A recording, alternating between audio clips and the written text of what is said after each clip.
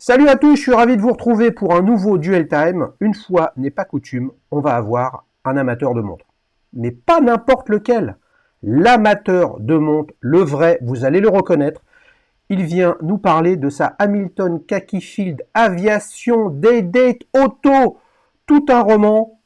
Les amis, on prend l'avion, on part dans le sud de la France et on va à la rencontre de Corentin.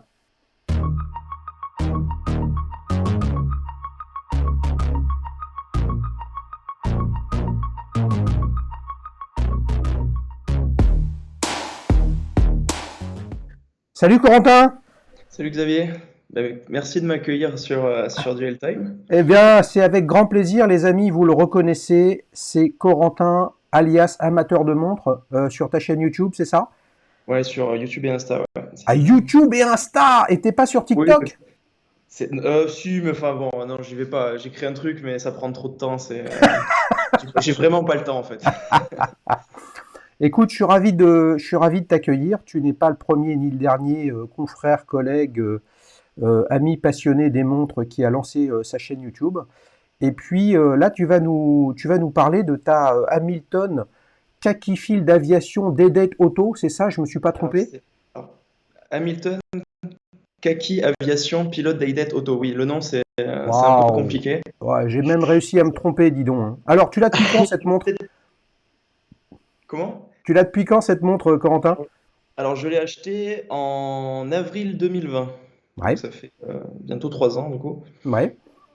Et donc c'est ma toute première montre automatique. Et donc oui, c'était la toute première. Donc à l'époque, j'ai regardé sur Internet les différentes montres qu'il y avait, parce que j'y connaissais pas grand-chose, quoi. J'aimais les montres, mais je connaissais pas en détail tout ce qui existait en fait. Et je me souviens qu'à l'époque, j'étais sur le site de Ocarat. Tu vois, je regardais un petit peu tout ce qui existait en fait, pour avoir une vue globale de ce qui existait. Puis après, en me renseignant sur les différentes marques, je suis tombé sur Tissot, Hamilton. J'hésitais entre une plongeuse et celle-ci. Et au final, ben, j'ai pris celle-ci parce que je la trouvais très très belle. Je voulais soit une montre de pilote, soit une montre de plongée. Et, et en regardant, en me renseignant sur le modèle, sur l'histoire de la marque, ça m'a beaucoup plu parce que c'était la montre qui était au poignet de Matthew McConaughey. Enfin, je ne sais plus exactement son nom, mais l'acteur qui était dans le film Interstellar en 2014. Et comme c'était en plus de ça à l'époque mon film préféré, eh ben, ça a été la petite cerise sur le gâteau, quoi. Ah, c'est bon ça. Moi, j'ai cru que tu étais allé sur celle-là plutôt qu'une plongeuse, parce qu'elle elle t'affichait le jour de la semaine. Non, non, non, euh, c'est vrai que c'est particulier, certains ils aiment pas. Après, moi je trouve que c'est une réinterprétation un peu moderne, je trouve, des Flieger allemandes, tu vois. Hum. Et je trouve que ça va pas trop, enfin ça va plutôt bien à 6 et 12 heures le jour et la date. Alors que d'habitude sur beaucoup de montres, surtout là, la date, le jour écrit en toutes lettres, en anglais en plus, c'est vrai que c'est pas commun, quoi. Ce serait sur une plongeuse, jamais j'aurais acheté ça, par exemple. Ouais.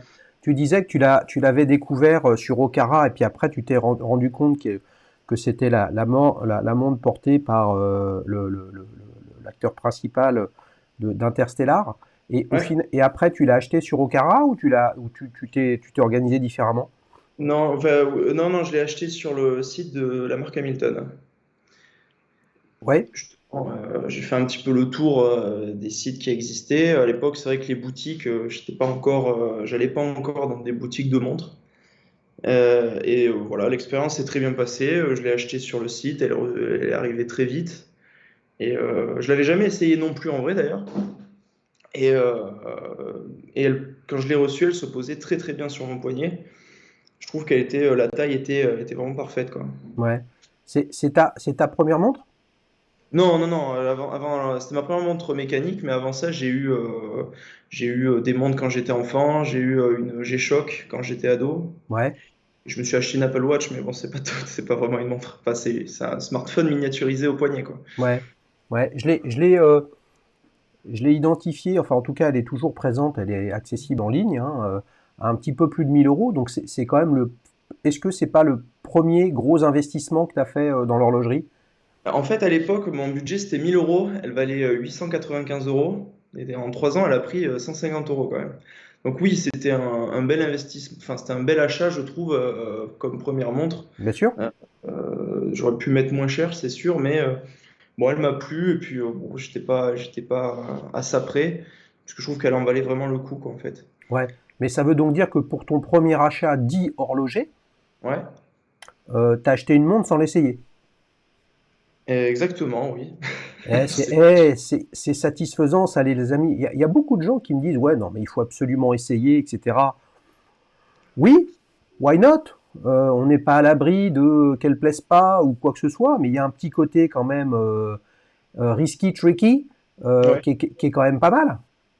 exactement. Et puis, tu vois, je dis souvent que c'est la montre préférée enfin, que je préfère dans ma collection.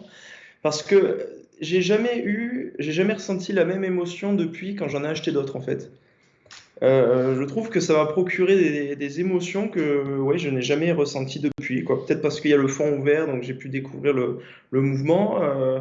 Je sais pas, c'est un tout qui m'a un peu ému. Enfin, je sais pas, ça m'a. C'est la, J'ai eu beaucoup d'émotions. c'est la part d'irrationnel. Tu Exactement. nous as envoyé une photo justement de cet Hamilton à côté d'une Black Bay 58 Navy Blue. Ouais, c'est mon dernier achat, la Ouais, 58. ouais, ouais, ton dernier. Et voilà, comment tu les positionnes toutes les deux? Parce qu'on comprend bien il y a finalement l'affection et l'émotion de la première Ouais. avec la Hamilton. Et depuis que tu as acheté la Tudor, c'est toujours le même sentiment que tu as pour cette Hamilton? Oh oui, oui, bien sûr. En fait, là, si je t'ai envoyé à côté de la Tudor, c'est parce que c'est une montre qui est extrêmement connue. C'était surtout pour que les gens voient la taille, en fait, la différence de taille pour qu'ils puissent voir à quoi elle correspond. Mais oui, niveau émotion, non, c'est toujours, elle a toujours une place particulière dans la collection. Alors, c'est plus celle que je porte le plus, parce que j'en ai d'autres, donc voilà, c'est un roulement. Mais jamais je pourrais me. Enfin, on doit jamais dire jamais, mais je pense que jamais je m'en séparerai parce que bah, elle a une place particulière. Et pour moi, elle n'a pas grand-chose à envier à une Tudor Black Bay. Ce sont deux montres qui sont, je trouve, très bien faites, sans défaut, tu vois, d'alignement, de précision, tout ça. Et donc finalement, voilà, je trouve qu'elle a tout à fait sa place dans ma collection, même Oui, si elle est moins chère. ouais, ouais, ouais, bien sûr, parce que là, il y a aujourd'hui une Black Bay 58, on va dire grosso modo que c'est à 3 000 euros, Ouais. là où ton Hamilton est à 1 000, hein, donc il y a quand même un Oui, c'est ratio ouais. de 1 à 3. Oui, oui. Euh, L'une des choses spontanément, hein, je vous ai préparé une petite fiche, les amis, sur la Hamilton de Corentin, alias amateur des montres, hein. Si vous n'êtes pas abonné à sa chaîne, c'est bon enfant, c'est sympathique. Regardez la bonne bouille. Il est plus jeune que moi, il raconte pas les mêmes conneries, mais il raconte les siennes. Et ça, c'est fort sympathique. Donc n'hésitez pas à aller voir sa chaîne. C'est amateur 2, le chiffre 2 montre. Exactement. Je crois que c'était pris le DE. Ouais. T'as mis un S à montre. Oui, oui, Ok, oui, j'ai bien. c'est bon, l'orthographe, c'est important, les amis. Non, ce qu'on peut dire tout de suite, la différence entre cette Hamilton des dates et la Black Bay 58, au-delà des complications, puisque là tu as la date et le jour de la semaine, c'est que dans un cas, on a un calibre Hamilton H4 qui est issu du D-Date de ETA qui est le 2834, et de l'autre côté, on a un calibre dit manufacture chez Tudor. Qu'est-ce que, au final, quelle importance ça a pour toi, si ça en a une, cette notion de calibre dit noble, c'est-à-dire manufacture, et calibre du marché, c'est-à-dire moins noble? Bah, honnêtement, moi, ça n'a pas ça a pas une importance énorme quand j'achète une montre. Pour moi, de toute façon, maintenant, les calibres, on les connaît, hein. C'est soit enfin, c'est Lita, soit Seiko, soit Miyota. Enfin, il n'y a pas beaucoup plus de choix sur le marché, enfin, que je connais en tout cas. Enfin, il y a Soprod, mais bon, voilà, c'est toujours des dérivés dans beaucoup de cas de chez ETA, enfin des clones. Et c'est des calibres qui sont généralement fiables. Donc moi, peu importe en fait, hein. Bon, sur la Tudor, ce qui est bien, c'est qu'on a un calibre 4 Hz, 4 Hz avec 70 heures, donc c'est sûr, techniquement, c'est un peu mieux. Mais en soi, moi, tant que la montre est relativement précise pour une automatique, bien sûr, ça me convient, quoi. Du moment qu'elle dure entre chaque révision, Ok. c'est pas le plus important. Alors, j'aime bien effectivement avoir un peu plus que 38 heures. Ça marche. Et c'est justement ce qu'il y a sur cet Hamilton, puisqu'on a 80 heures. Donc Ouais. non, ça me convient tout à fait. Ok. Est-ce qu'on peut venir un petit peu sur le détail, sur les détails de cette montre? Donc, Oui. on a effectivement, on va dire, au niveau du chemin de fer des minutes, on a une ambiance très Flieger, hein, comme tu l'as dit au départ, c'est-à-dire les montres d'aviateurs, on va dire type IWC, même s'il n'y a pas qu'IWC qui en a fait, mais c'est ce qu'on peut dans Mhm. l'imaginaire, et si on se projette un petit peu sur une marque. Et puis après, on a beaucoup de choses très très différentes avec les index des minutes qui vont de 10 à 50 et qui en fait Mhm. laissent une place au guichet de la semaine à 12 heures. Ouais. Et puis truc très très original aussi, je sais pas si ça me plaît ou pas, mais en tout cas c'est très original, c'est l'inversion des aiguilles avec le traitement manifestement luminescent qui est à la pointe sur l'aiguille des minutes et à la base sur l'aiguille des heures.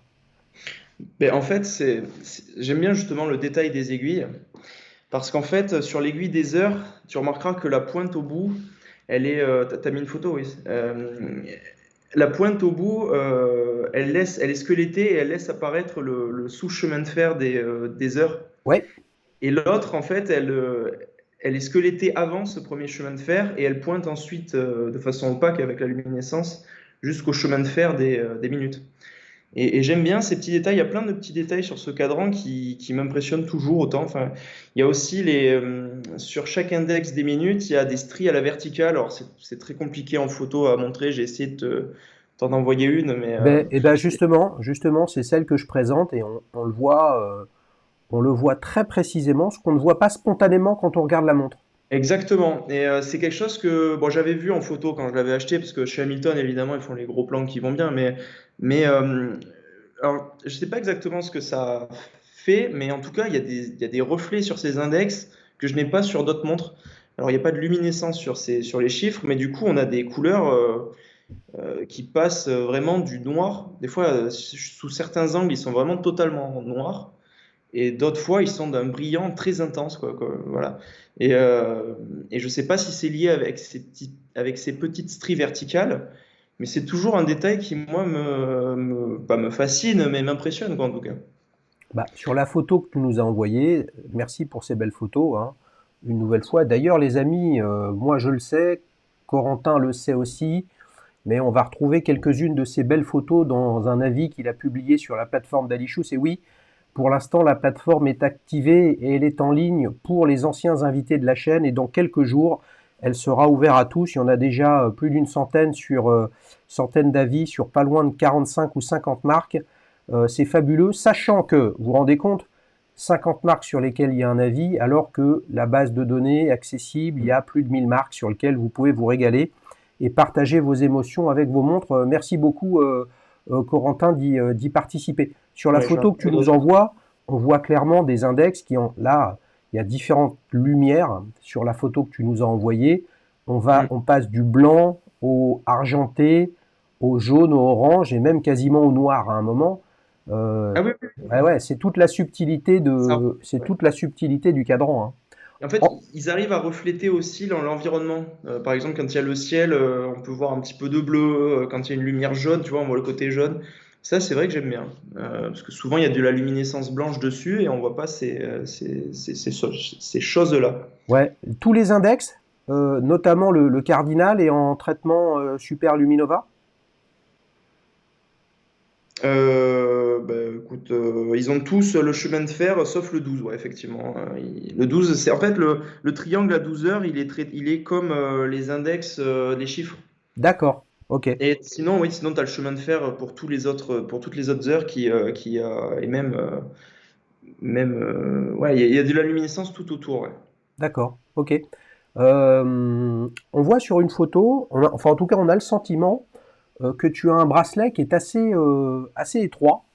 C'est le sentiment qu'il donne, c'est le cas, ou c'est une illusion d'optique? Non, non, c'est un 20 mm Ah, quand même, d'entreport. d'accord. Et du coup, c'est vrai que pour un 42 mm de diamètre, ça fait pas trop massif. Mais moi, j'aime bien, tu vois, parce que il y a des montres, il y en a une que j'ai, c'est un 22 mm pour 41,5 et je trouve que ça fait très massif sur le poignet. Donc, j'aime bien, quand c'est le cas, essayer de trouver un bracelet autre que métal pour diminuer un petit peu l'impression de massif d'une montre. Et là, je trouve que c'est plutôt pas mal. Ouais. Et au niveau de la boucle déployante, tu es toujours en 20 millimètres ou tu es en 18? J'ai l'impression que ça diminue, mais très légèrement. Ouais, Donc, c'est soit ouais, 19, ouais. enfin, franchement, Ok. ouais, il n'y a pas beaucoup de diminution, non. Ouais, ok, ok. Mais tu as quand même une petite illusion d'optique qui fait que ça se réduit et qui rajoute de la finesse à la montre. C'est vrai. Mais quand on regarde, ouais, non, si ça passe peut-être de 20 à 19, mais je suis désolé, j'ai pas mesuré, mais c'est pas flagrant, quoi. Il y a des montres, c'est plus flagrant que ça. Sur une Tudor Black Bay, par exemple, c'est plus flagrant. Ok. On a un fond de boîte ouvert. Oui, Euh, ça a tout à été, fait. ça a été un peu l'émerveillement, ça, quand tu as reçu ça. Bah, pour une première montre, oui. Après, maintenant, je n'ai plus besoin, mais effectivement, c'est celui que j'ai le plus regardé parce que bah, j'ai découvert un petit peu tout ce qu'il y avait dans une montre automatique, quoi, la masse oscillante, les rouages, tout ça. Enfin, c'est vrai que c'est quelque chose qui est. Moi, c'est ça qui m'intéressait à l'époque, c'est de me dire qu'il n'y avait pas de pile dans une montre. Et c'est vrai qu'un mouvement comme ça, enfin, ça me fascine, quoi. Qu'il n'y ait pas besoin d'une énergie pour que ça fonctionne. Enfin là, c'est notre poignet qui l'a créé, mais moi, c'était quelque chose qui me fascinait. Et pouvoir le voir à l'époque, c'était un des points qui m'ont fait craquer, quoi. Tu l'as, ton poignet, là? Non, je l'ai juste devant moi, là. Ah, bah vas-y, tu peux nous la montrer. Tu veux regarder le devant ou le Voilà, fond les deux, les deux. Pas trop près. Voilà, très bien. Ouais, ok. et voilà. Ah Et ouais, tu vois, donc les là, index, effectivement, là, on voit toute la logique des index. C'est vrai que c'est super original, ça, Corentin. Il y a peu de marques, hein, sur ce type de montre, en tout cas, qu'on va qualifier de sportif tool watch, qui viennent avec des index, en fait, en acier oui, strié, comme ça. et poli. Ouais. On a plus l'habitude, par exemple, de voir des index, notamment sur des vintage. Puis après, il y a quelques marques qui le refont aujourd'hui, des index en applique type Breguet polymiroir. Mais là, on est sur des montres dites, on va dire classiques, habillées, discrètes, etc. Pas dans la baroudeuse, quoi. Bien sûr, ouais. Et d'ailleurs, il y a aussi dans la même idée, il y a aussi le fond suivant les reflets, en fait, il est noir soleillé, il n'est pas mat. Refais C'est voir. pas un. Bah, en fait, voilà, je sais pas si tu. Ah, c'est Ouais, pas facile, les amis. On est en compliqué. live, hein, vous le savez, le principe de Duel Time, et d'ailleurs, tout ce qui se passe sur la chaîne, c'est pas le gros pipeau bimbo enregistré au mot près et on a l'impression de s'endormir à chaque fois qu'il se passe quelque chose. Là, on a chopé Corentin sortant de la douche. Ah oui, là, on voit clairement que c'est soleillé. Ouais, superbe. J'ai Ah nettoyé un peu. ouais, oh là là. Alors, c'est vrai que sur les photos, on ne voyait pas ça. Ouais. Non, mais il y a beaucoup de choses qui sont dans la subtilité, cette montre, et qu'on voit et qu'on comprend après l'avoir regardé en détail, quoi. Et c'est vrai qu'un fond noir comme ça, sur une Flieger, enfin, non, c'est pas comme ça, quoi. Enfin, il me semble pas, en tout cas. Ah oui, non. Là, là, Ouais, ouais. là, ils ont vraiment mis des espèces de petites, comme des petites paillettes, justement, sur ce fond pour qu'il y ait d'une certaine brillance. Et même quand il y a vraiment le soleil en plein été, tu as le fond qui brille. C'est un peu comme les index. C'est assez impressionnant. Bon, là, en hiver, c'est vrai que c'est pas la meilleure période pour les photos. J'ai pas réussi à te montrer tout ça en photo. Mais en plein été, c'est vrai que c'est impressionnant. Mm. Mm. Si tu devais avoir un petit adjectif qui caractérise et synthétise pour toi le mieux cette montre, J'y ai beaucoup réfléchi. ouais. J'allais te dire interstellar, mais c'est pas un adjectif. Mais j'aimais bien quand même interstellar du coup. Je sais pas si c'est possible. Ou interstellaire, voilà. Ouais, Parce que c'est ça me fait beau. penser aux étoiles qui brillent et tout ça, et ça me fait penser à ce fond qui brille suivant les angles. Mais sinon, j'aurais bien dit brillante, justement. Ouais, non, mais c'est d'à propos par rapport à effectivement au film Interstellar. J'ai une Ouais. question pour toi, mais j'ai l'impression qu'en fait, Hamilton, ils ont capté le marché de la montre de film d'anticipation avec des astronautes, quoi. Parce qu'il n'y a pas aussi... Seul sur Mars, je crois. Ouais, c'est une Hamilton Khaki Field aussi. Je sais plus laquelle c'est, mais j'ai vu effectivement sur leur site, ils marquent à chaque fois qu'il y a un film, il y a un petit logo de film. Il y en a pas mal. En tout cas, il y en a deux, oui, dans l'espace, il y a Interstellar et Seul sur Mars ou un autre où il y a Mars, je sais plus, je crois, ouais. Mais bon, Hamilton, de toute façon, ils ont une histoire particulière avec le cinéma, hein. De toute façon, hein. Hamilton, voilà une bien belle marque, les amis. Ouais, Plus de quasiment 160 500. ans d'histoire. Ouais. Marque d'origine américaine. Qui a fait des choses fabuleuses, qui a été très très innovante dans les années fin des années 50 avec les premières montres électriques. Oui, oui, oui. La Oui, fameuse un an avant Leap. la fameuse Ventura et tout un tas d'autres modèles dessinés par Richard Harbib. Vraiment sympa. Bon, alors après aujourd'hui, Hamilton n'a plus d'américain, on va dire L'esprit. que l'esprit et son origine, hein, puisque ça fait partie du Swatch Group. Et effectivement, une marque positionnée, on va dire, dans le ventre mou de l'entrée milieu de gamme, plutôt l'entrée de gamme du Swiss Made, alors Ouais, qu'en fait, il y a quand même beaucoup de choses à raconter et plein de choses fabuleuses avec cette marque. ouais, ouais. Ils sont un petit peu en dessus de Tissot, j'ai l'impression, en prix moyen, mais c'est vrai que ça fait partie juste avant Longines, quoi. Ouais, Ouais, ouais, bien sûr, ouais, ouais, si, c'est un bon résumé. On pourrait dire, est-ce que tu es d'accord avec moi, Hamilton, Tissot, Longines, Omega. Ah oui, oui, bien sûr. Hein, Oui, voilà, oui, oui, oui, tout à dans fait. l'ordre. Et puis après, bah, il y a effectivement, il y a Breguet, il y a des marques, on va dire, euh, historiques et phénoménales de par l'origine de l'horloger Breguet, mais qui sont sur des petits volumes et qui sont dans des logiques d'activité, de business, de complications, de standards et de luxe qui sont complètement différents des quatre marques qu'on vient de citer. Hein. Moi, ce que j'aime aussi avec Hamilton, c'est le côté, tu vois, il y a le côté innovant qu'ils ont eu, et puis il y a eu le côté aussi où ils ont bien réussi à capter le marché lors des guerres. Ils ont fourni l'armée américaine, Bien sûr. les plongeurs aussi, je crois, avec la Frogman. Et c'est vrai qu'ils ont toujours réussi enfin, jusqu'à la crise du quartz en tout cas, à, à capter les autres industries qu'il y avait aux États-Unis, puisqu'ils ont racheté, il me semble, aussi une entreprise de montres qu'il y avait aux États-Unis, et à se relever à chaque guerre, parce qu'à chaque période de guerre, ils produisaient des quantités astronomiques de montres. Et après la guerre, il y avait un peu de mou, puisqu'il y avait beaucoup moins de demandes. Oui, tu Ouais, as parfaitement raison, Corentin. Et ça a été la force, on va dire, de la fin du 19e jusqu'aux années 50. Ça a été la force de l'industrie horlogère américaine qui savait faire des très très gros volumes standardisés, pas chers, qui s'est fait balayer derrière, quand bien même ils avaient cette organisation extrêmement efficace, très différente hein, de l'établissage suisse.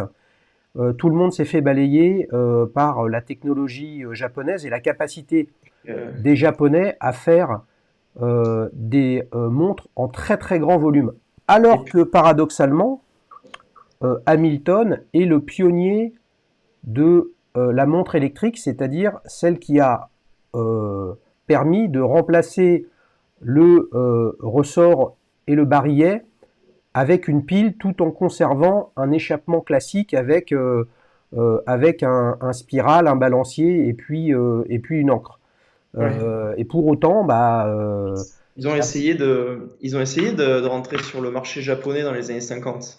Avec, ils avaient fait une association, ils avaient racheté une marque japonaise, il me semble, et ils se sont cassés les dents face à Seiko, justement.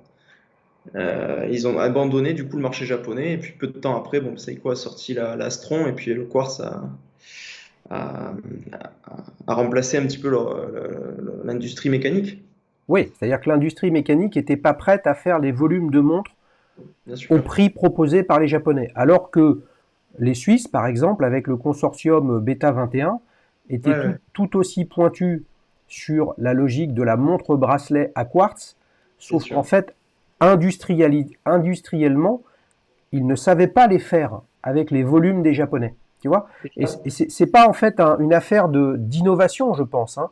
C'est une affaire de process industriel.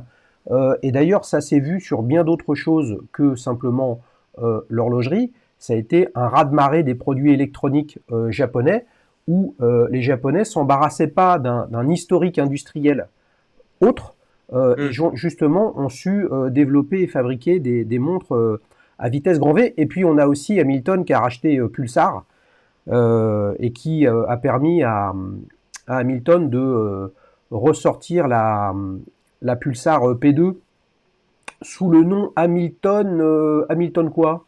Je me souviens plus. Bon, je sais plus, mais elle est beaucoup moins chère que l'original, parce que l'original, elle valait l'équivalent de 14 000 euros d'aujourd'hui ou 14 000 dollars d'aujourd'hui. Bah oui, et oui, les amis, tiens, et c'est exclusivement pour Corentin, amateur de montres. Regarde ce que j'ai à côté de moi. C'était pas du tout prévu qu'on parle de ça, mais je te le montre quand même. Ouais. C'est quoi? Ah oui, là, c'est l'original, ça, c'est ça? Eh oui, Ah ouais. eh oui, tu vois. Et alors, ça dure longtemps, la pile, là-dessus? Non, non, ça a été un des problèmes. Ah, c'est ça, ouais, c'est ce que j'avais entendu. Oui. Bah, de toute façon, toutes les vintage de cette époque, qu'on soit sur des LiP électroniques, des Hamilton électriques, on est sur tout ce qui est des Accutron, brevets Accutron, etc. Que ce soit chez Omega, chez Longines, ça consomme une batterie colossale. C'était d'ailleurs perçu à l'époque comme une opportunité de business fabuleuse pour les horlogers parce que ça obligeait les clients à revenir faire changer leur pile une fois par an. Ouais, Et la réalité, en fait, c'est que sûr. le LED, les Accutrons, les types Accutrons, on va dire à diapason, les LiP électroniques, etc., en fait, sont très énergivores et se sont fait, elles aussi, balayer par la faible consommation des montres à quartz analogiques, typiquement japonaises, et puis après des montres à quartz à LCD qui avaient une durée de vie bien plus longue, et puis voilà, la nature ayant horreur du vide, ça a été un gros marasme industriel jusqu'au renouveau, on va dire, au début des années 90. Écoute, on fait un petit bilan rapidement. On a donc une Hamilton Khaki Field Day Date que nous a présenté Corentin. Est-ce que tu es prêt pour les trois alternatives? Allez, c'est parti. Si la connexion tient le coup, j'ai l'impression que ça, c'est limite la connexion. Ouais, tout va bien, Non? tout va bien, tout va bien, les amis. C'est ça, c'est la beauté du live et de l'improvisation. Il y a des rebondissements. On est quasiment sur un truc aussi lunaire que la récente finale de la Coupe du Monde. Espérons pour Corentin que ça se termine mieux que pour nous. Alors, je te présente trois alternatives de montres Day-Date dans un budget entre 1000 et 2000 euros. Ouais. T'es prêt? Faut que j'aille sur. Bah, tu regardes. Alors, c'est bon, T'es c'est prêt? bon? Ouais. Allez, la première. Donc la Maurice Lacroix, c'est ça? Voilà, donc on a une Maurice Lacroix Pontos Day-Date en PVD, un Black DLC. Donc de l'acier traité avec une couche noire en 41 mm. Qu'est-ce que tu en penses? Alors, j'aime bien déjà la marque Maurice Lacroix, mais bon, là, c'est pas le sujet. Sur le design de cette montre, alors moi, j'aime pas les montres qui sont noires. Après, si on passe outre le traitement PVD noir, je la trouve très réussie. J'aime beaucoup le travail qu'il y a sur la couronne, notamment, Oui, avec ces espèces de stries comme ça, arrondies. C'est assez original, ça donne du mouvement, tu sais, à la couronne, j'aime bien. En plus, on voit qu'elle est gravée déjà. Sur le côté, on voit qu'il y a une petite gravure dessus. Et sinon, j'aime bien le bout de l'aiguille de la trotteuse là, qui est rouge. mhm, Ça dynamise un peu le mouvement. Et j'aime bien aussi cette espèce de vert kaki un peu soleillé, enfin, je sais pas, olive peut-être un peu. ouais. J'aime bien aussi cette couleur, ça rend pas mal du tout. Et en fait, à part le noir, je la trouve très jolie. Même le bracelet comme ça, non, j'aime bien. Puis il y a aussi la date et le jour. Donc, Et non, j'aime. quand tu dis t'aimes Maurice Lacroix, mais ça, c'est pas le sujet. Ouais, mais ça joue quand même. Ah oui, oui, forcément, mais j'aime beaucoup leur collection Icon en fait. Et ça joue, oui et non, parce que là, si elle avait été moche, je l'aurais dit aussi, mais non, j'aime bien le design, hormis la couleur noire. Alors, J'aime bien. c'est intéressant parce que tous les éléments que tu as notés, c'est tous ceux que je note pas, moi. Ah ouais? Ouais, moi, ce que j'ai aimé en la choisissant, celle-ci, en me disant, tiens, voilà une alternative intéressante, Mhm. c'est le traitement géométrique du cadran qui, je trouve, a beaucoup de profondeur Ouais. et qui est très original, en fait. C'est presque l'opposé de ta montre avec ses index complètement noirs. Et on a l'impression il y a plusieurs couches sur ce cadran au niveau de tous les index noirs. Et puis après, il y a cette forme triangulaire à 12 heures, tu vois, Oui. qui épouse Maurice Lacroix et qui descend jusqu'au centre de la montre et qui est répétée au niveau de la date à Ouais, 6 ouais. heures. C'est original. Non, mais il y a une symétrie gauche-droite, comme sur la mienne, que j'apprécie beaucoup, hein. Ouais, ouais. Contre, hein. Et, Même le soulier, tu sais, qui est coupé au milieu, là, avec l'espèce de sous-cadran, là, qui est, je pense, avec de la luminescence, là, où il y a marqué Maurice Lacroix. ouais. Ça, j'aime bien aussi, parce qu'après, ils reprennent le même soleillage. Mm, Non, c'est original, hein, j'aime bien. mm. C'est pas mal du tout. Puis il y a les anses aussi qui sont, Oui. je sais pas si je les aime bien, mais en tout cas c'est assez original.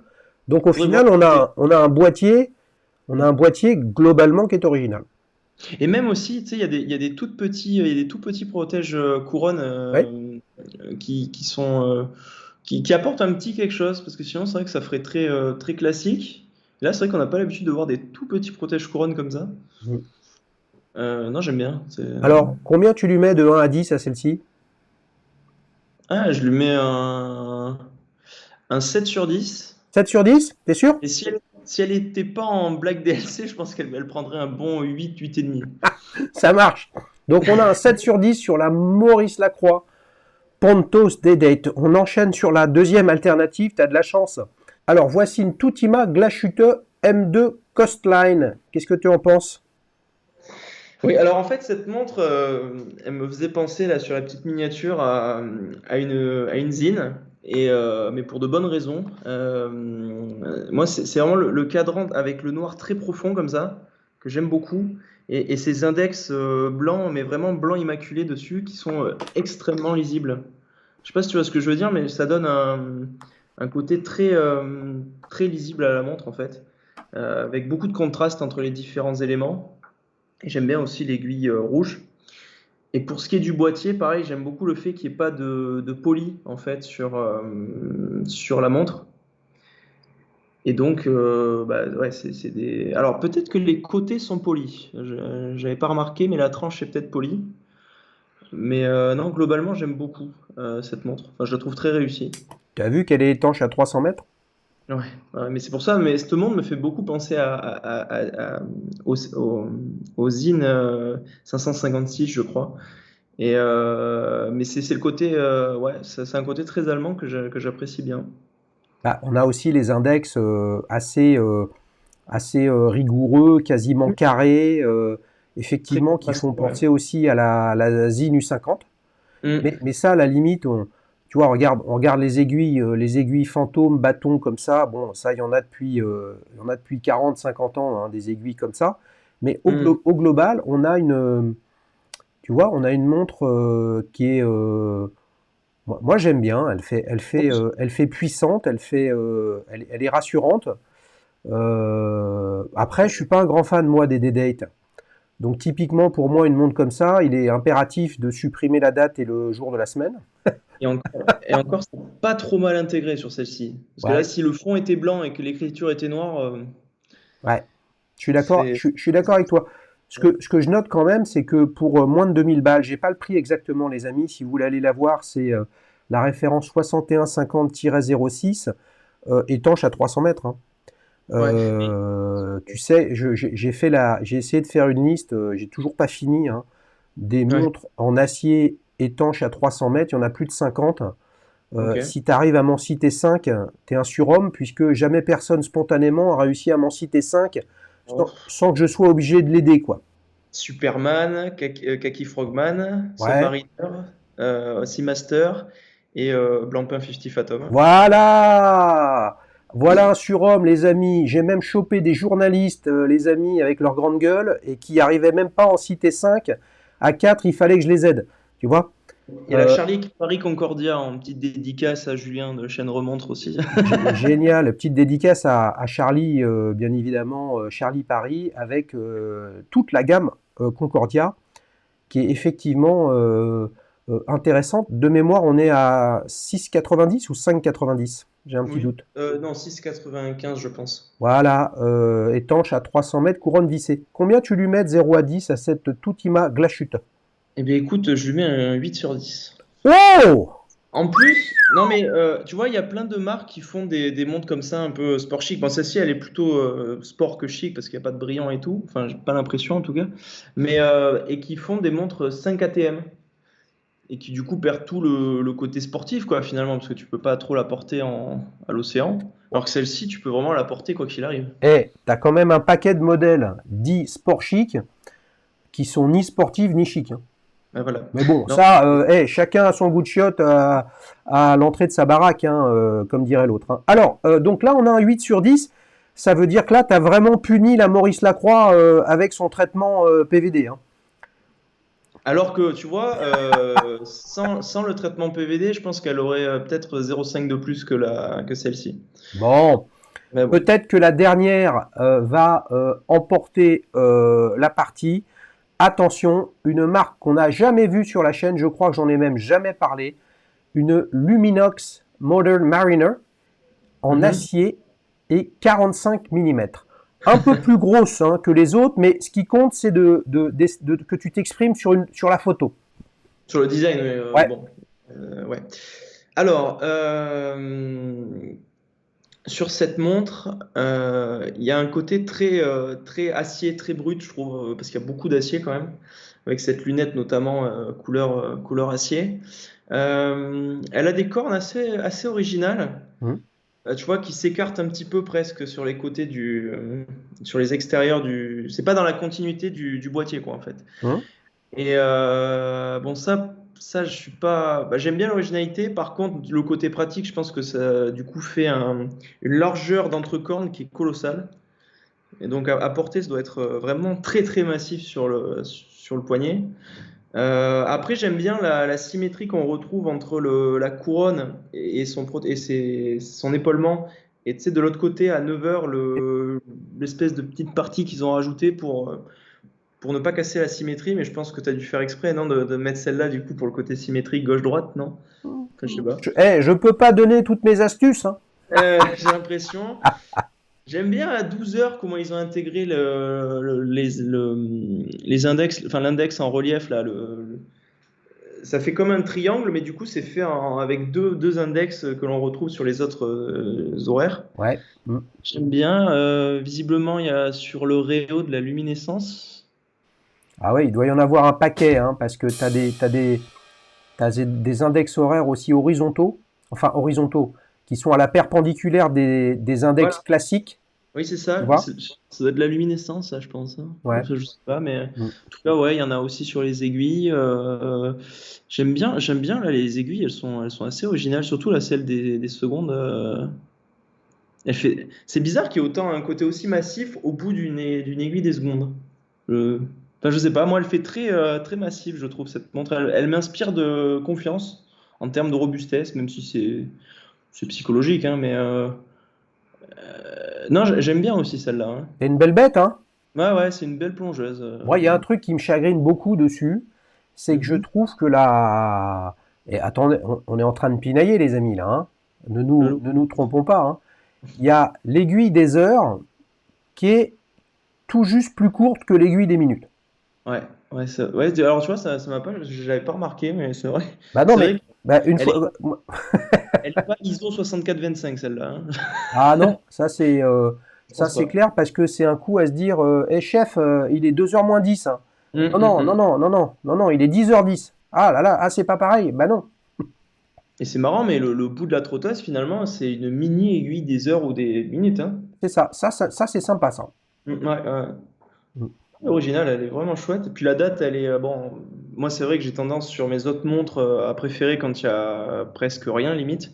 Mais j'apprécie quand même quand elle est fond noir, écriture blanche. Ouais. Enfin, quand c'est en fond noir en tout cas de cadran. Ouais. Est-ce qu'il n'y a pas quand même un petit peu sur cette montre, je t'en rajoute, je t'en rajoute, je t'en rajoute quoi. C'est-à-dire que Mhm. si tu pars regarde si tu pars de l'insert à 13 heures, Mhm. tu as une proéminence importante, Ouais. tu as,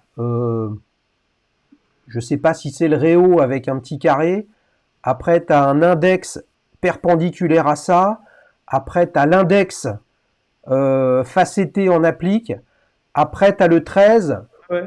Attends, les mecs, c'est de la littérature ou où ça donne l'heure? Elle est très, tu vois, c'est un peu comme la Hamilton, mais en moins élégant quand même. Enfin, celle que j'ai, la calculation. Je trouve que il y a beaucoup de détails sur cette montre, mais là, c'est vrai que ça fait un peu chargé et très massif, tu vois. Ce que tu disais là sur l'insert avec à chaque heure, enfin toutes les 5 minutes là, tu sais, toutes les 10 minutes, pardon, la proéminence là entre les chiffres. C'est vrai que ça fait métal en volume massif, je trouve. Enfin, je sais pas trop comment l'exprimer, mais c'est ce que ça m'inspire, surtout avec l'entrecorne qui, je pense, doit être au moins 22 ou 24 millimètres. Je pense que c'est poignée, tu la vois, quoi, hein. On va dire que c'est pas pour le poignet de rat, les amis. Non? Ou alors c'est parce que tu as envie d'avoir une grosse bestiole Ah ouais. au poignet, et ça, il en faut pour tout le monde.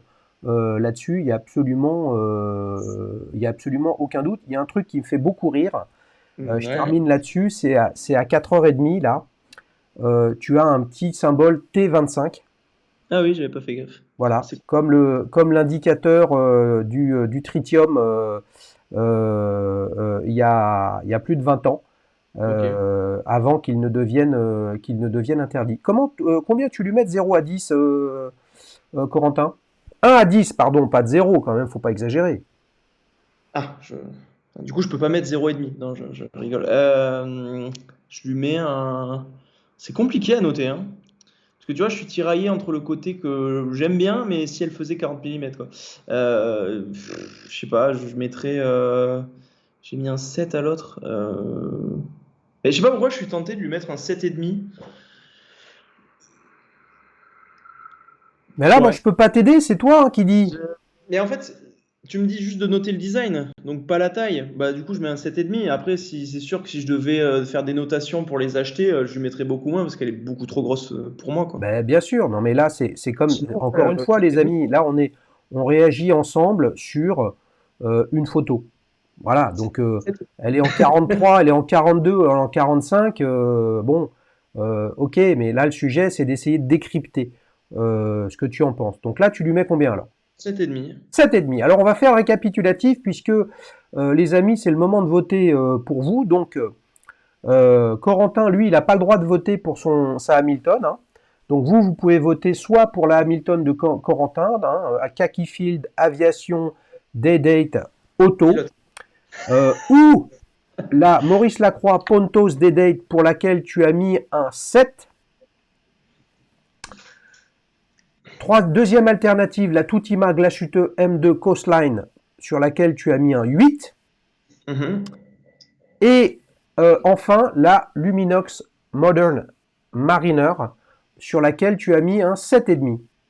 Exactement. Si vous avez suivi comme moi, en tout cas j'espère, eh bien, le vainqueur de ce duel time, ta montre préférée parmi les trois alternatives, c'est la Tutima Glashütte M2 Coastline.